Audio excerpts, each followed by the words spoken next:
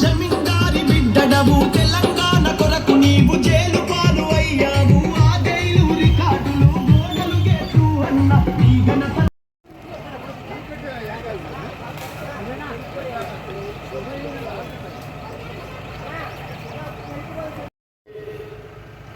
రేపు కేంద్రంలో మన ప్రభుత్వం వచ్చేటందుకు సహకరించమని రాహుల్ గాంధీ గారిని ప్రధాని చేయమని, అదేవిధంగా కాంగ్రెస్ పార్లమెంట్ అభ్యర్థి యువ నాయకుడు కొందూరు రఘువీరారెడ్డి గారికి ఓట్లేసి మంచి మెజార్టీ గెలిపించాల్సిందిగా కోరుటందుకు మీ అందరికి దగ్గరికి వచ్చినా మీ అందరు కూడా తప్పనిసరిగా చేయి గుర్తుకు ఓట్లేసి గెలిపించాల్సిందిగా కోరుతున్నారు.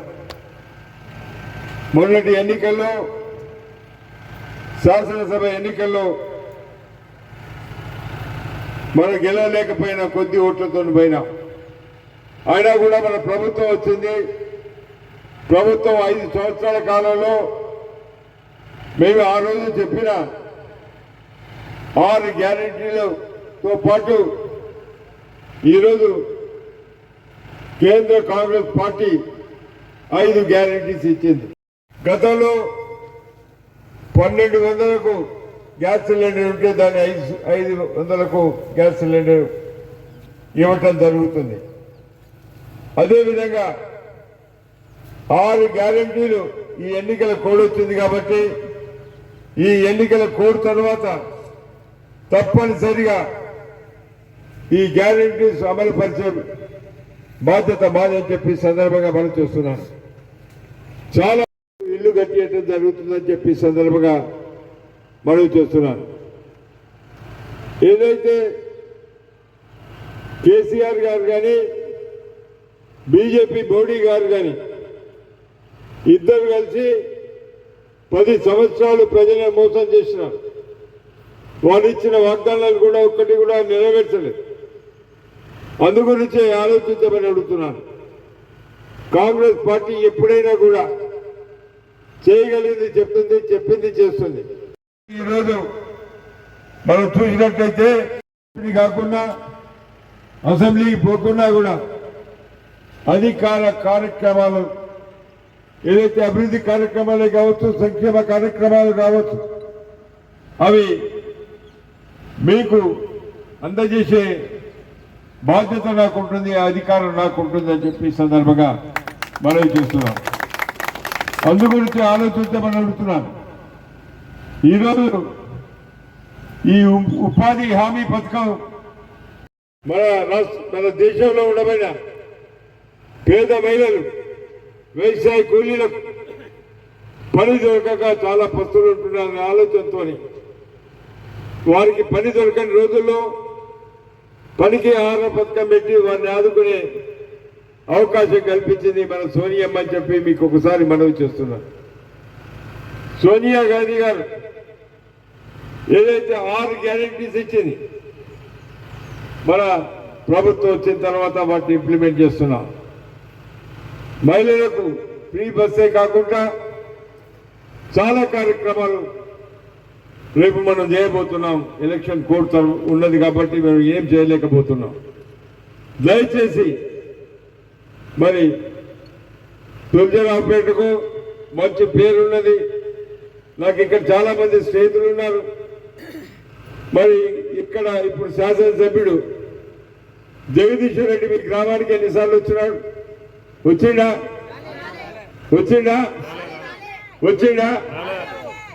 నేను వచ్చినా? ఎన్నిసార్లు వచ్చినా? చాలా సార్లు వచ్చినా.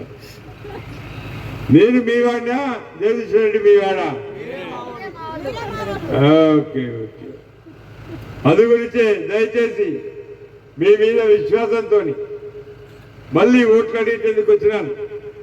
ఈ ఓట్ల తర్వాత గ్రామ పంచాయతీ ఎన్నికలు వస్తాయి.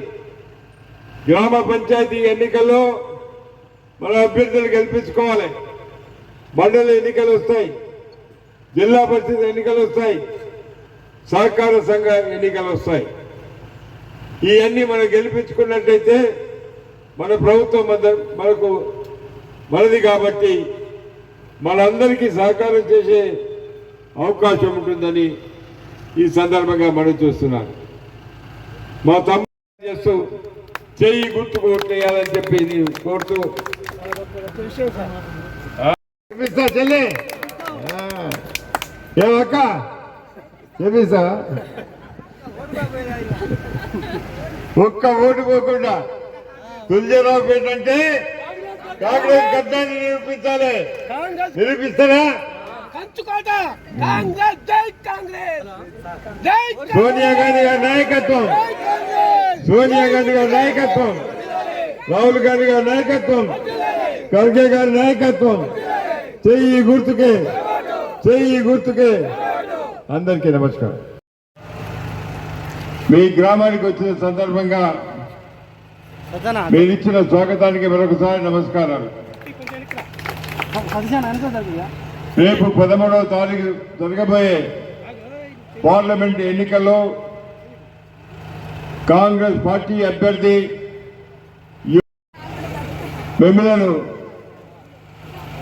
ఓట్లు వేసి మంచి మెజార్టీతో గెలిపించాల్సిందిగా నేను ప్రార్థిస్తున్నాను. ఈ ఎన్నికలు చాలా ప్రతిష్టాకరమైన ఎన్నికలు. ఈ ఎన్నికల్లో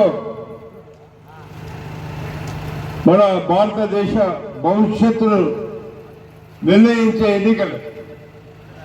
దేశంలో 10 సంవత్సరాల కాలం బీజేపీ ప్రభుత్వం ఎన్నో ప్రజలకు వాగ్దానాలు చేసేది, కానీ ఒక్కటి కూడా అమలు చేయలేదని చెప్పి ఈ సందర్భంగా మనవి చేస్తున్నాను. ఈ రోజు నిలబడిన ప్రధాని మోడీ ఆ రోజు బీజేపీ నాయకుడిగా 2014లో ఎన్నో వాగ్దానాలు చేసినాడు. విదేశాల్లో ఉండబడిన దేశంలో ఉండబడిన నల్లధనాన్ని వెలికి తీసి దాన్ని ప్రతి ఒక్క కుటుంబానికి 15 లక్షలు వేస్తానన్నాడు. వేసిండా నేను అడుగుతున్నాను. ఈ దేశంలో నిరుద్యోగ సమస్య ఉంది. నిరుద్యోగ సమస్యను పరిష్కరిస్తానన్నాడు. ప్రతి సంవత్సరం 2 కోట్ల మంది విద్యార్థులకు, నిరుద్యోగులకు. అదేవిధంగా రైతులను ఉద్దేశించి మాట్లాడుతూ రైతులు ఇప్పుడు ఇచ్చే ధరగాక రెట్టింపు ధర తీసుకువచ్చి వారిని ఆదుకుంటానన్నాడు. కానీ రైతులకు చేసింది శూన్యమని చెప్పి సందర్భంగా మనం చూస్తున్నాను. అదేవిధంగా కోకోళ్ళుగా వాగ్దానాలు చేసి 2 పర్యాలు భారతదేశ ప్రధానిగా ఉండబడి ఆయన ఒకటే నినాదం, ఏదైతే రాముని ఆలయం కట్టించేది తప్ప ఆయనకి ఇంకో ఆలోచన లేదని చెప్పి సందర్భంగా మనం చూస్తున్నాం. ఆ రోజు కాంగ్రెస్ పార్టీ స్థాపించిన రోజు మనం ఆలోచించినట్లయితే ఈ దేశంలో లౌకిక వాదం ఉండాలనే ఆలోచనతో, అన్ని మతాలను గౌరవించాలనే ఆలోచనతో, పేద వర్గాలను ఆదుకోవాలని ఆ రోజు అంబేద్కర్ గారి రచించిన రాజ్యాంగంలో పొందుపరిచినాం. కానీ ఈ మహానుభావుడు వచ్చి ఈరోజు రాజ్యాంగాన్ని కూడా మార్చే ప్రయత్నం చేస్తున్నాడని చెప్పి సందర్భంగా మనం చూస్తున్నాం. కల్పించినామా అవన్నిటినీ కూడా తీసిపారేసి కొత్త రాజ్యాంగాన్ని తీసుకొచ్చే ప్రయత్నం చేస్తున్నాడు. ప్రజలను మోసం చేస్తున్నాడు. అందు గురించి ఆలోచించమని అడుగుతున్నాను. 10 సంవత్సరాల కాలంలో మన రాష్ట్రానికి ఆయనే ఒక్క కార్యక్రమం కూడా చేపట్టలేదని చెప్పి సందర్భంగా మనం చూస్తున్నాను. ఆ రోజు ప్రత్యేక తెలంగాణ రాష్ట్రం వచ్చిన సందర్భంగా మనం యూపీఏ ప్రభుత్వం ఎన్నో హామీలు ఇచ్చింది. వారి ప్రభుత్వం వచ్చిన తర్వాత ఎన్ని తుగలు దొక్కినాడు. అందుగురించే ఆలోచించమని అడుగుతున్నాను. ఈరోజు పువ్వు గుర్తు వస్తుంది, గ్రామాన్ని తిరుగుతుంది అనుకుంటా. వాళ్ళు అడుగుతున్నారు, మీరు అడగండి, ప్రశ్నించండి. మోడీ గారు మన రాష్ట్రానికి ఏమి ఇచ్చినాడు? తీసుకొచ్చింది కాంగ్రెస్ పార్టీ, కరెంట్ ఇచ్చింది కాంగ్రెస్ పార్టీ, ఇల్లు కట్టించింది కాంగ్రెస్ పార్టీ. అదేవిధంగా బ్యాంకుల జాతీయం చేసి ప్రతి పేదవానికి రుణం ఇచ్చింది కాంగ్రెస్ పార్టీ. ఈ విధంగా చెప్పుకుంటూ పోతే కొన్ని వేల కార్యక్రమాలు కేంద్రంలో కానీ రాష్ట్రంలో కానీ ప్రభుత్వం ఉన్నప్పుడు చేసిందని చెప్పి ఈ సందర్భంగా మనం చూస్తున్నాను. అదేవిధంగా మీరు ఆలోచించమని అడుగుతున్నాను. రాజశేఖర రెడ్డి గారు కాంగ్రెస్ ప్రభుత్వం ఉన్నప్పుడు ప్రతి గ్రామంలో కూడా ఇందిరమ్మ ఇల్లు కట్టించినామా లేదా? ఒక్కసారి ఆలోచించమని అడుగుతున్నాను.